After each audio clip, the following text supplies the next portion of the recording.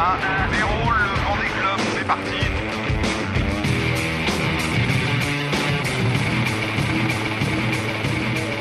« 24 heures sur 24, on se bagarre, on se bagarre. »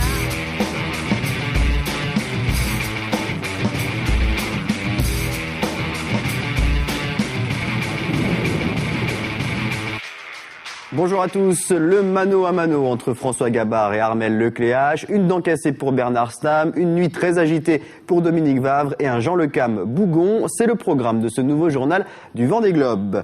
Les deux leaders sont donc au coude à coude, Armelle Lecléache sur Banque Populaire et François Gabard sur Massif ont passé la troisième porte des glaces, la porte Amsterdam la nuit dernière. Ils sont tous les deux très proches depuis plusieurs heures et prennent pour l'instant la même direction pour se rendre à la prochaine porte, la porte Ouest Australie. Selon le classement de 16 heures, c'est donc Armelle Lecléache qui est en tête, mais avec seulement 1 000 d'avance sur François Gabard.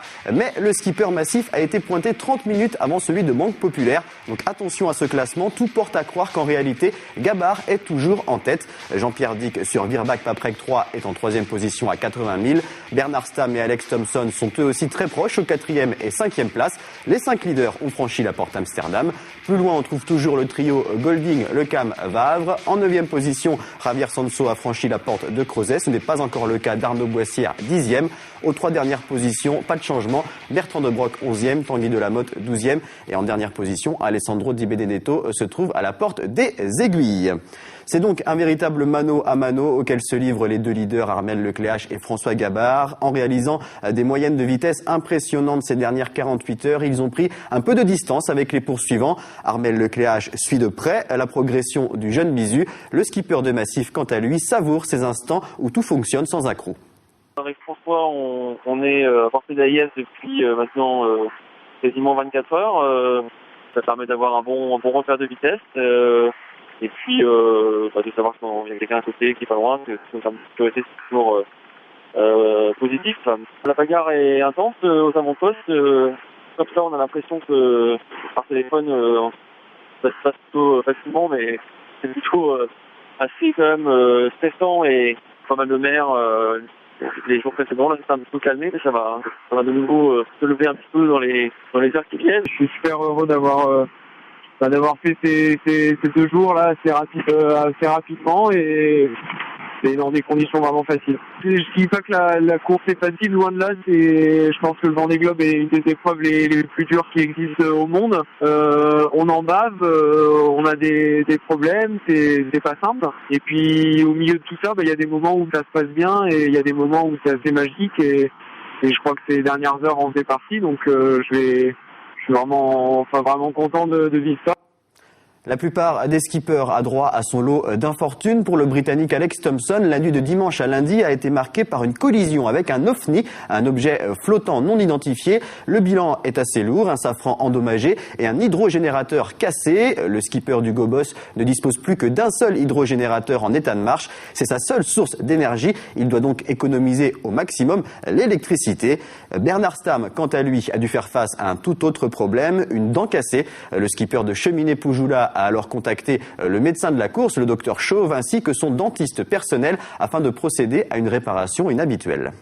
En marchant sur quelque chose de dur, que ça a pété. J'ai senti une grosse douleur et puis en fait ça s'est fissuré et puis un demi-jour plus tard, le bout de dent partait quoi. Donc il y a un bon tiers de molaire qui est plus là quoi. Puis après pour que ça soit moins douloureux, il faut passer par boucher le trou quoi. Enfin, boucher le trou pensé quoi, faire un pansement quoi. Et c'est pas facile parce qu'on voit pas ce qu'on fait quoi. Un petit miroir avec une feuille d'alu là c'est pas bon, c'est moyen comme exercice quoi. J'ai encore un peu mal mais ça va beaucoup mieux quoi. Les dernières 24 heures ont été bien difficiles pour le Suisse Dominique Vavre. Le skipper de Mirabeau a dû batailler dans une zone sans vent et il a donc été distancé par ses compères Mike Golding et Jean Le Cam. Après cette période de pétole, il s'est retrouvé près du centre d'une dépression. Une nuit bien agitée qui ne l'a cependant pas empêché de profiter du paysage. Ça a été très virulent cette nuit. J'ai ramassé jusqu'à 40 nœuds, des pluies torrentielles, des éclairs dans tous les sens. C'était une nuit assez dense, avec empannage acrobatique à la clé. Les conditions près du centre d'une dépression, c'est violent, avec le vent qui change de direction violemment. Et c'est pas très facile d'arriver à tirer ce qu'il en faut du bouton. sans casse en fait. Mais heureusement pour l'instant ça se passe bien. On est là une fois tous les 4 ans dans un endroit d'exception, sur des bateaux privilégiés. Ça serait dommage de ne pas ouvrir les yeux, de regarder autour de toi à quel point la mer est belle. Et là, je dois t'avouer que c'est absolument superbe, c'est absolument magnifique. J'ai l'impression d'être un peu loin de tout et à la fois, très proche des albatros et très proche d'une vie très dense et très authentique. Jean Le Cam était bougon aujourd'hui. Le skipper de Sinertiel doit naviguer avec des conditions très instables, des vents changeants. Le skipper de Sinertiel n'apprécie pas, mais alors pas du tout, le comportement de la mer et il le fait savoir. Il y a une mer, c'est l'horreur. L'horreur, c'est complètement désorganisé, on peut pas avancer.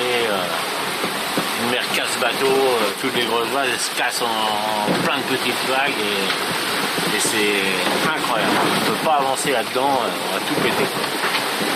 Ça déferme, ça fait n'importe quoi. Ça passe de 20 nœuds à 26 nœuds, le bateau part comme un fou dans une mer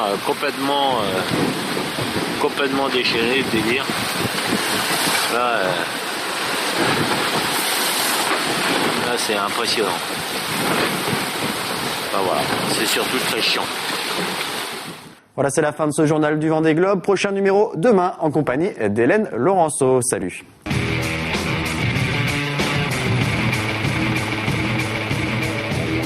Heures sur 24, on se bagarre.